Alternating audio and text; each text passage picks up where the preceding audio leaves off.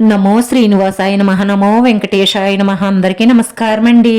ప్రతిరోజు రాశి ఫలితాలు తెలుసుకోవడానికి ఇంకా మన ఛానల్ సబ్స్క్రైబ్ చేసుకోకపోతే ప్లీజ్ సబ్స్క్రైబ్ చేసుకోండి.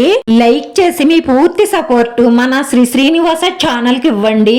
ఈ వారం రాశి ఫలితాలలో గోచార్య రీత్యా వృషభ రాశి వారు ఎటువంటి శుభాశుభ ఫలితాలను పొందుతారో తెలుసుకోవడానికి ఈ మన వీడియోని ఎక్కడా స్కిప్ చేయకుండా చివరి వరకు చూడండి. మీ ఆస్తుల విలువ పెరుగుతుంది. నిరుద్యోగులకు శుభవార్త అందుతుంది. ఆదాయం పెంచుకోవడంతో ఆత్మవిశ్వాసం పెరుగుతుంది.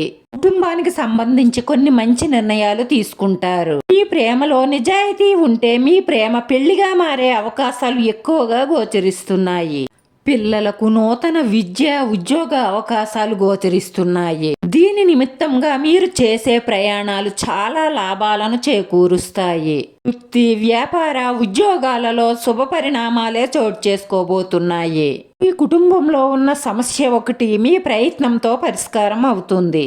ఆదాయం ఆశాజనకంగా ఉంటుంది. ఆధ్యాత్మిక చింతన పెరుగుతుంది. ముఖ్యమైన పనులు చేపట్టి సకాలంలో పూర్తి చేస్తారు. ఆరోగ్యం పట్ల శ్రద్ధ అవసరం. ఒక స్త్రీ మీపై పాత కక్షలతో పగపట్టి మీకు ఆర్థికంగా హాని చెయ్యడానికి చాలా రకాలుగా ప్రయత్నాలు చేస్తున్నారు. కానీ మీ మంచి మనసు వల్ల ఆ దేవుడు వాళ్ళు చేసే చెడు ప్రయత్నాలన్నీ విఫలం చేస్తారు.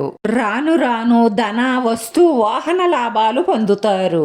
దైవ సేవా కార్యక్రమాలలో పాల్గొనడం వల్ల ఆర్థికంగా అనుకూలమైన పరిస్థితులు ఏర్పడతాయి. వృత్తి వ్యాపారాలు లాభాల బాటలో సాగుతాయి. గృహ నిర్మాణ పనులు మందకొడిగా సాగుతాయి. స్నేహితుల సహాయంతో ముఖ్యమైన పనులు పూర్తి చేస్తారు. దూర ప్రాంతాల నుంచి అందిన సమాచారం ఆనందాన్ని ఇస్తుంది. మీ మనసులో ఉన్న కోరిక ఒకటి నెరవేరుతుంది. డాక్టర్లు, లాయర్లు, ఇంజనీర్లు మంచి గుర్తింపుని పొందుతారు. విలువైన వస్తువులు కొనుగోలు చేస్తారు. కుటుంబ సభ్యులతో ఆలోచించి తీసుకున్న నిర్ణయాలు మంచి ఫలితాలను ఇస్తాయి. నిరుద్యోగులకు సిరి ఉద్యోగంలో చేరవలసి వస్తుంది.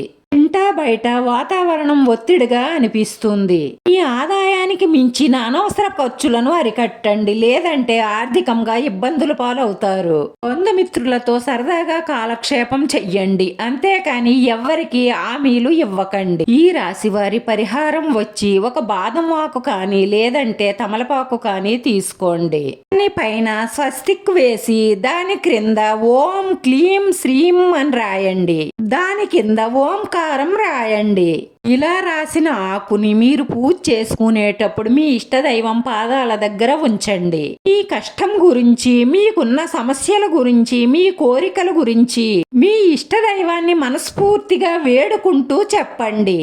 ఇలా చేస్తే 100% మీ మనసులో ఉన్న మంచి సంకల్పాలన్నీ నెరవేరడమే కాకుండా మానసిక ప్రశాంతత లభిస్తుంది. వీడియో నచ్చితే లైక్ చేయండి. మీ లైక్ మాకు ఎంతో విలువైంది. మీరు లైక్ చేయడం వల్ల ఈ వీడియో మందికి చేరుతుంది. నా శ్రీనివాస ఛానల్ ఆదరించండి. అందరికీ ధన్యవాదాలండి. నమో వెంకటేశాయ నమః.